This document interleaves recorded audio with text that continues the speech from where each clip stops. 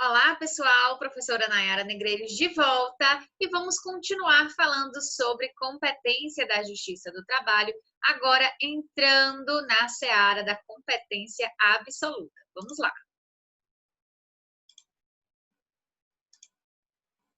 Muito bem, na aula passada a gente fez um panorama geral, né, sobre as diferenças entre competência absoluta e relativa.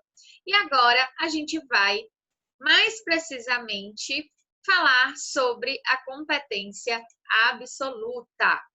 Muito bem, a gente falou que a competência absoluta ela está descrita no artigo 114 da nossa Constituição Federal. Então, percebam que a previsão da competência absoluta da Justiça do Trabalho, ela tem previsão constitucional, ela está lá descrita no artigo 114 da nossa Constituição.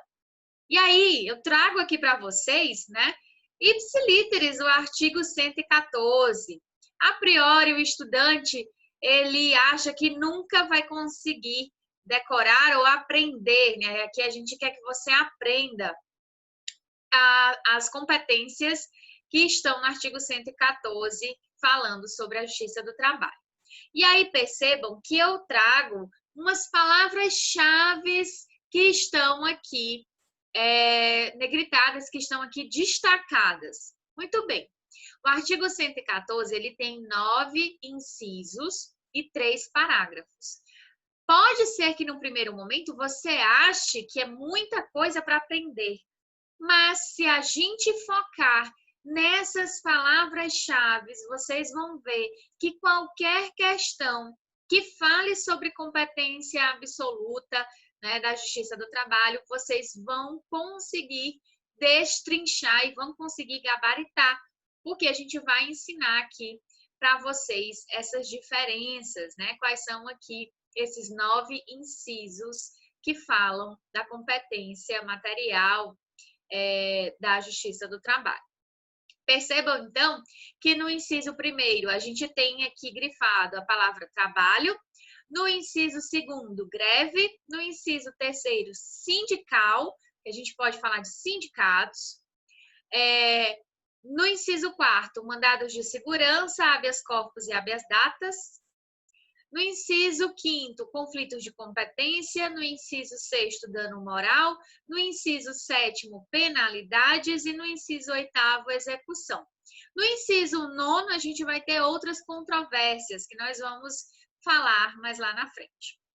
Então, percebam que essas palavras já vão te dar um direcionamento na sua prova, né? E aí a gente vai começar falando do inciso primeiro, que traz negritada a palavra trabalho.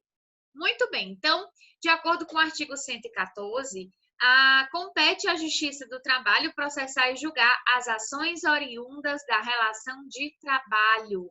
Olha só a importância dessa palavra. Essa palavra ela não foi colocada à toa. Dentro do direito, né, dentro da lei, principalmente dentro da Constituição Federal, nada é colocado à toa, nenhuma vírgula, nenhum ponto, nenhuma palavra é colocado à toa. Tudo tem aqui seu propósito, tem seu significado. Essa palavra trabalho, ela foi acrescentada, inclusive, na verdade, ela substituiu uma outra palavra que existia antes da emenda 45 de 2004. Então, antes da emenda 45, nós tínhamos a palavra emprego. Só que quando a gente vai estudar a diferença entre relação de emprego e relação de trabalho, e vocês estudam isso lá em Direito Material do Trabalho, nós vamos ver que trabalho ela é gênero, do qual a relação de emprego é só uma das espécies. Percebam que aqui embaixo eu trago, né, todas as espécies, aqui, pelo menos algumas das espécies de relação de trabalho. Então, o trabalho é mais amplo. Dentro vai estar aqui embutido a relação de emprego, trabalho autônomo, trabalho eventual, o estágio, trabalhador avulso, trabalho voluntário. Então, tudo isso significa dizer que são aqui espécies de relação de trabalho. E agora, no inciso 1º do artigo 114, desde 2004, a gente tem a competência da Justiça do Trabalho para processar e julgar ações referentes à relação de trabalho e não mais relação de emprego. Qual é a diferença básica, gente? Relação de emprego é aquela que existe aqueles 4 elementos básicos, né? Pessoalidade, aqui habitualidade, onerosidade e subordinação. Relação de emprego, né, que vai ter o vínculo reconhecido aqui, tem esses 4 elementos. Então, a gente tem essa diferença básica. Muito bem, continuando a falar aqui do inciso 1º, ações oriundas da relação de trabalho abrangidos os entes de direito público externo, da administração pública direta e indireta da União, dos estados, do Distrito Federal e dos municípios. Muito bem. A priori, quando você lê, muitos estudantes podem confundir, né, que o que está aqui no inciso 1º do artigo 114 está abrangendo os servidores públicos e estatutários. E a gente vai ver que não. Apesar da nossa Constituição Federal não ter trazido aqui, esmiuçadamente, não ter trazido, né, a palavra seletista dentro do que tange aqui a administração pública, né, se referindo a servidores seletistas que ainda existem dentro da administração pública, inclusive empregados públicos são seletistas, a gente vai recorrer aqui à doutrina e à jurisprudência e principalmente aqui as súmulas e OJs do próprio TST e entendimentos do próprio STF. Muito bem, a gente vai falar de cada inciso desse aqui bem pormenorizadamente, tá? Não se preocupe que a gente vai destrinchar cada palavra que está aqui no inciso 1º. Muito bem. E aí, a gente vai trazer algumas diferenças e alguns entendimentos já consolidados, principalmente no que tange a essas relações de trabalho, tá? Porque é muito simples quando a gente tem o vínculo reconhecido de emprego, né? Aquela pessoa que trabalha com carteira assinada, tudo bonitinho, né? É muito simples a gente visualizar de cara a competência da Justiça do Trabalho. Mas e as outras relações de trabalho, né, que não tem necessariamente aqui uma carteira assinada? Como é que a gente vai delimitar de quem é a competência para julgar? E aí a gente tem um dos primeiros entendimentos, que é falando sobre essa relação de trabalho e relação de consumo. A relação de consumo, ela é bifronte, porque a gente vai ter, na verdade, dentro dessa relação de consumo, 2 sub-relações, no qual a gente vai ter aqui do ângulo do consumidor, né? A gente vai ter essa relação de consumo mesmo, que vai ser da justiça comum, a competência para julgar, ou seja, o consumidor está insatisfeito com o produto, está insatisfeito com o serviço, né? E aí ele pode recorrer à justiça comum e não à justiça do trabalho. Mas do outro lado, a gente tem a relação de prestação de serviço, tá? Em relação aqui ao tomador e o prestador de serviço. E aí, essa relação de prestação de serviço em relação a essa empresa, ou esse ente, né, ou essa pessoa física ou jurídica que está prestando esse serviço, a gente vai ter uma relação de trabalho. E aí já seria competência da Justiça do Trabalho. Muito bem. Então, a gente já tem entendimento aqui do STJ em relação a competência para julgar as relações de consumo, no qual a gente vai ter a relação entre consumidor e o tomador de serviço, né? O destinatário aqui intermediário vai ser competência da justiça comum. Também temos outras causas aqui de relação de trabalho para a gente se atentar. Representantes comerciais, gente. Vai ser competência da Justiça do Trabalho julgar esse contrato de trabalho, desde que não tenha havido a pejotização da relação de trabalho. O que é isso?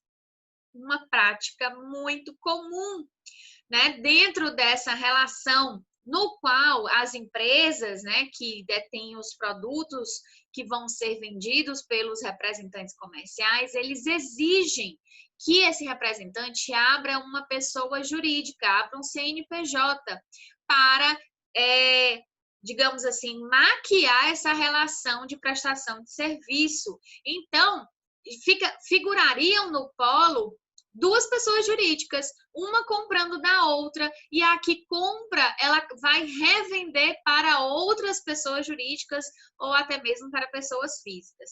Neste caso, se houver essa pejotização, a competência não é da Justiça do Trabalho, ela vai ser da Justiça Comum.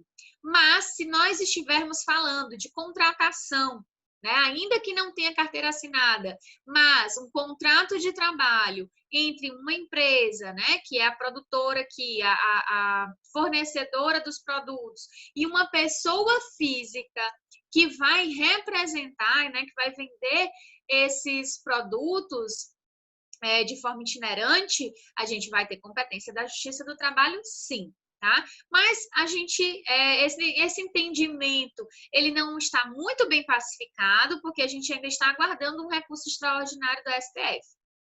E aí a gente vai ter outro entendimento em relação ao profissional liberal e o seu cliente, muito importante, porque a gente tem dentistas, a gente tem contadores, a gente tem fisioterapeutas, a gente tem diversos profissionais liberais, né? Educadores físicos, personal trainer. Então, esses profissionais liberais aqui, nessa relação com o cliente, o STJ entendeu pela súmula 363 que compete à Justiça Estadual, ou seja, a Justiça Comum, processar e julgar uma possível ação de cobrança ajuizada pelo profissional liberal e o seu cliente. Isso não é relação de trabalho, isso é relação de consumo, muito importante. Porque quando a gente vê, né, no caso concreto, por exemplo, esse personal trainer, né, que está ali prestando aquele serviço para aquele cliente de forma exclusiva naquele horário, a gente pode até achar que está tendo uma relação de trabalho, mas não, isso é relação de consumo, já entendeu o STJ. Honorários advocatícios, vocês futuros advogados, né? Onde vocês vão cobrar os seus honorários advocatícios aqui dos seus clientes que não pagaram, né? Você não conseguiu, você firmou o contrato de honorários e esse cliente não te pagou, está inadimplente. Muito bem.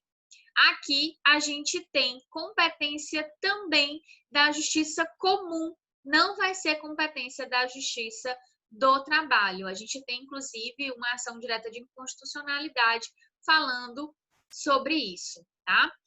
E aí a gente vai ter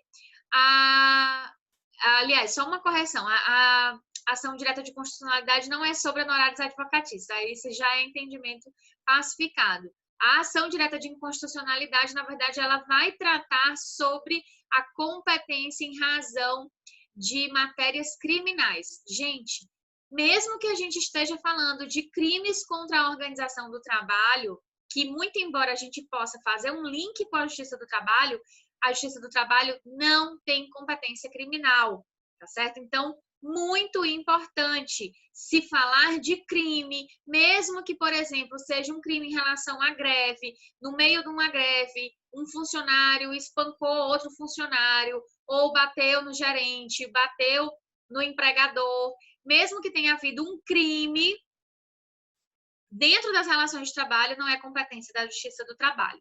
Competência criminal é da Justiça Criminal, é da Justiça Comum, tá certo? Então, Justiça do Trabalho não tem aqui competência criminal. Dentro ainda do inciso 1º, a gente falou sobre os entes de direito público externo, os estados estrangeiros, né, e suas embaixadas e repartições aqui no Brasil. Então, muito importante a gente saber, porque aqui é o link do direito do trabalho com o direito internacional, minha segunda disciplina aqui preferida, eu adoro direito internacional. Muito bem. Aqui o STF já entendeu o seguinte: quando a gente falar de entes de direito público externo, estados estrangeiros, a gente precisa entender que os estados estrangeiros, eles vão se dividir em atos de império e atos de gestão. Atos de império é quando esse Estado estrangeiro está agindo pela sua soberania, enquanto Estado soberano. Quando ele estiver praticando atos de império, ele vai ter imunidade aqui absoluta de jurisdição. Ele não pode ser processado por uma lei estrangeira, mesmo que sua embaixada aqui no Brasil não pode ser processado pela lei brasileira. Porém, quando ele fizer atos de gestão, estiver praticando atos de gestão, que é quando ele se comporta como se fosse um particular, comprando imóveis, vendendo, fazendo transações comerciais, contratando trabalhadores, e aí se ele contratar dentro do Brasil um trabalhador brasileiro, ele vai ter que se submeter aqui à jurisdição trabalhista, então ele tem que cumprir os nossos direitos trabalhistas da CLT. Muito importante isso, atos de gestão dos estados estrangeiros, eles não vão ter imunidade de jurisdição, vão aqui se submeter à CLT, a Justiça do Trabalho. Entretanto, o STF entendeu que mesmo neste caso, que ele não vai ter imunidade de jurisdição, os estados estrangeiros gozam de uma imunidade de execução. O que é isso?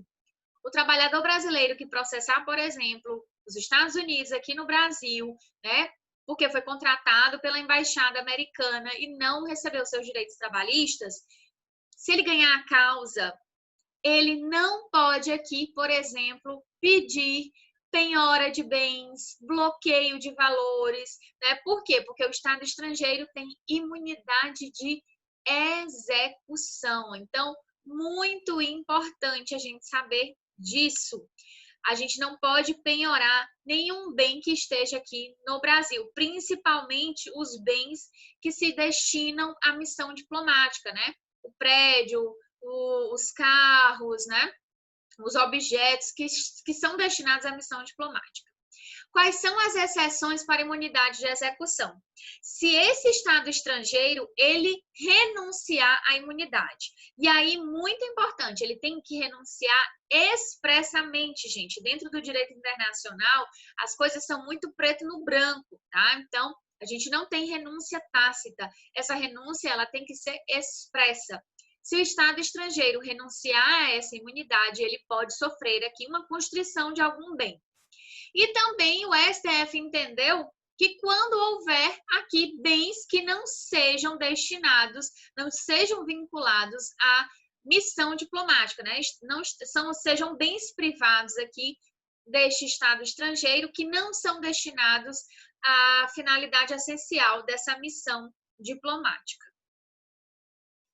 E aí, a gente falou de estados estrangeiros, mas a gente tem, dentro do direito internacional, as organizações internacionais. A gente tem a ONU, a OIT, nós temos aqui a União Europeia, nós vamos ter aqui Mercosul, nós vamos ter várias, né?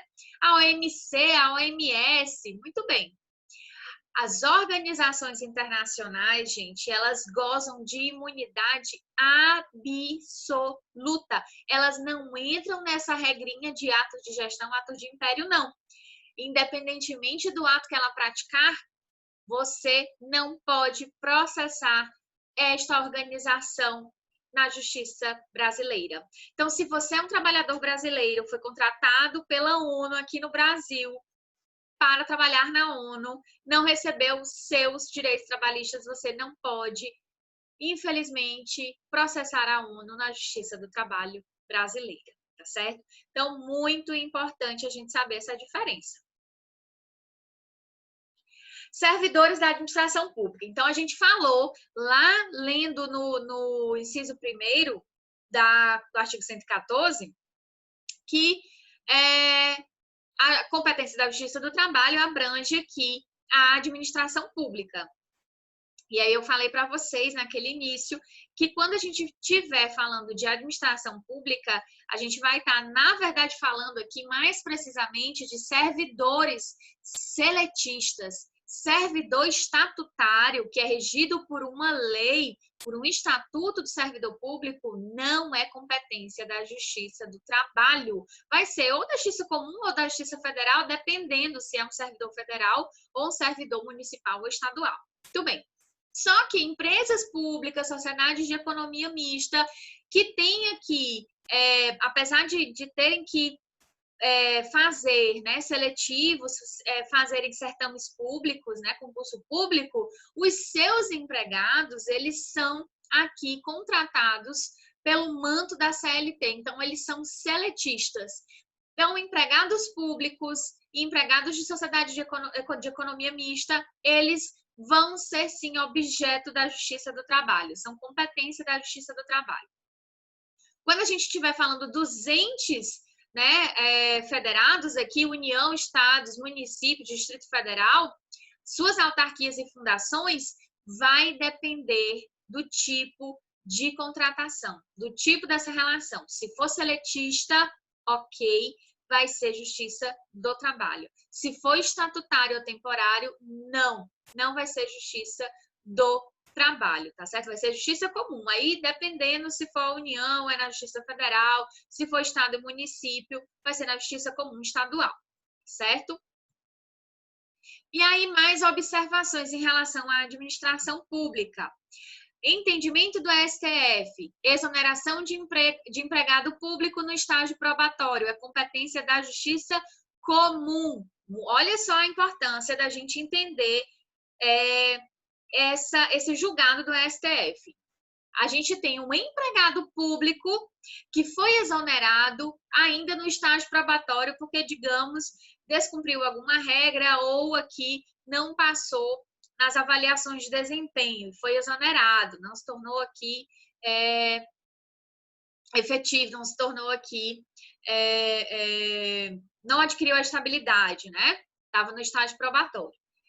Mesmo sendo empregado público, percebam que o pedido não tem a ver com verbas trabalhistas, não tem a ver aqui com uma relação dele trabalhista, né, seletista, tem a ver com a administração pública. Aqui é um vínculo que a matéria da administração pública exige, né, a prestação do concurso público e também a aprovação no estágio probatório, na avaliação de desempenho. Isso são regras de administração pública. Então, não é competência da Justiça do Trabalho, é competência da Justiça Comum.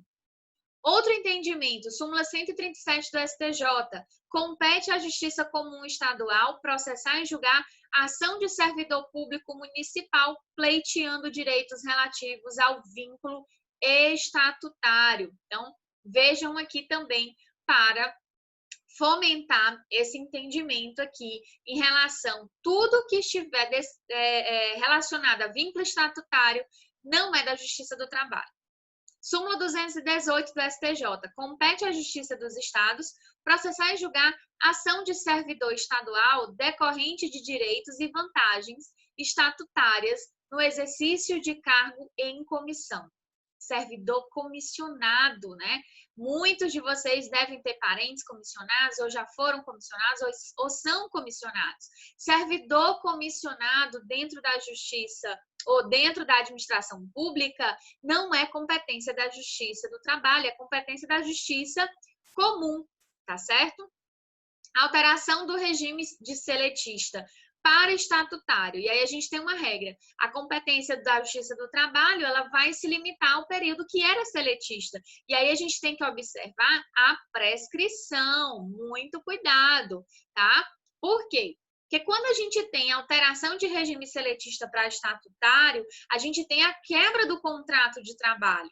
Então, digamos que o município tratava seus servidores como seletistas, mas aí aprovou, digamos, em 2002, um estatuto do servidor público, fazendo essa migração para o regime estatutário, saindo de CLT aqui para regime jurídico único. essa mudança, ela significa quebra de contrato de trabalho, rescisão de contrato de trabalho. Então, para fins trabalhistas, se o servidor quiser cobrar alguma verba que ele não recebeu, ele tem que observar a prescrição. A partir da publicação dessa lei, desse Estatuto do Servidor Público, começa-se a contar a prescrição bienal e, consequentemente, a prescrição quinquenal também para a cobrança das verbas. Então, muito importante a gente saber disso. E aí, falando ainda, por último, sobre servidor público, a gente tem a OJ 138 da SDI 1. Compete à Justiça do Trabalho julgar pedidos de direitos e vantagens previstos na legislação trabalhista referente ao período anterior à Lei 8.112, né, de 1990, que é a Lei do Servidor Público Federal, mesmo que a ação tenha sido ajuizada após a edição da referida lei. A superveniência de regime estatutário em substituição ao seletista, mesmo após a sentença, limita a execução ao período seletista. Então, veja que a Justiça do Trabalho, ela vai se limitar ao período seletista. Muito bem, e aí a gente encerra esse bloco, tá? Para que a gente já possa, na próxima aula, analisar os próximos incisos do artigo 114 da Constituição, falando aqui sobre greve. Muito bem, pessoal. Então, eu encontro vocês daqui a pouquinho com a aula sobre competência da Justiça do Trabalho, para a gente aqui continuar e finalizar essa matéria. Muito bem, um abraço para vocês.